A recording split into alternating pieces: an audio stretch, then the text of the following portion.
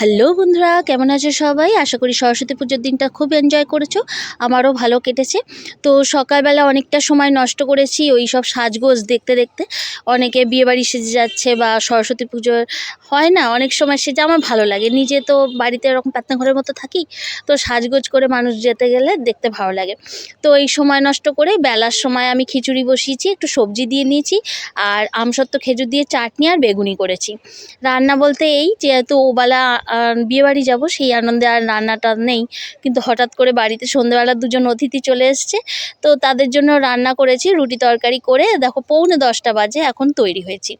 তো এখন তৈরি হয়ে 9:45টার পর বেরোবো যখন, তখন বললো এখনও বর আসেনি। যাই হোক, আমার বর নিয়ে তো কোনো মতলব নেই, খেয়ে বেরিয়ে আসবো। আসলে বিয়েবাড়িতে তো আমরা খেতেই যাচ্ছি, বর নিয়ে কি, ও তো মণ্ডপের ব্যাপার। তো যাই হোক, আমরা চলে গেলাম খেতে। ভেতরে দেখি কনের অবধি পৌঁছাতে হবে, কারণ আগে তো গিফট দিতে হবে, খাওয়া দাওয়া তো পরে। তো যাই হোক, আগে ভেতরে ঢুকলাম। আর সেই 3 তলায় একটা মণ্ডপ করেছে বিয়ের, আর 2 তলায় কনে বসিয়েছে, আর খাওয়াটা সম্পূর্ণ বাইরে। তো আমি দেখলাম না, আগে তো কনেকে দেখা করে আগে গিফট টিফট দিতে হয়, তো সেইটা আগে দেখতে হবে, নাহলে সবাই নিন্দা করবে। আর সত্যি কথা বলতে কি, আমার ঠান্ডা একটু লাগছিল, তবে বিয়েবাড়িতে সাজগোজ করেছি তো কোনো রকম গরম পোশাক পরিনি। তো যাই হোক, একটুখানি তাড়াহুড়োও করছিলাম, বাড়ি চলে যাবো খেয়ে দেয়ে। হ্যাঁ, তো কনের সাথে দেখা করলাম। আর এই যে কনের বেনারসিটা, এটা আমাদের বাড়ি থেকেই রিলেটিভরা দিয়েছে। খুব সুন্দর লাগছিল, শাড়িটা খুব ভালো লাগছিল। তো যাই হোক, এখন তো সবাই তো পাল্লা দিয়ে সাজগোজ করে। তো যাই হোক, আমরা তো সেজেই গেছি। আমার হাজব্যান্ড বলছে দেখো বিয়েবাড়ির সাজে কি সুন্দর লাগছে। হ্যাঁ, তা আমি না সেই জন্য নিজের বউকে সবসময় বিয়েবাড়িতে গিয়েই দেখতে হয়, নিজের বাড়িতে একদম দেখতে নেই।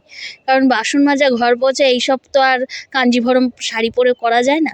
তো যাই হোক, বর এসেছে, মানে এত মহিলার ভিড়, আমি বরকে ভালো করে তুলতেই পারলাম না।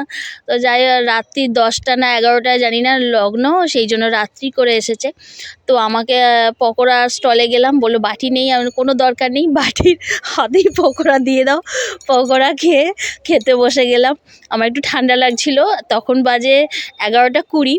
তো খেতে বসেছি, মানে খাওয়াটা মানে কি করে যে খেয়েছি আমি জানি না, একটু একটু করে খেয়ে নিয়েছি।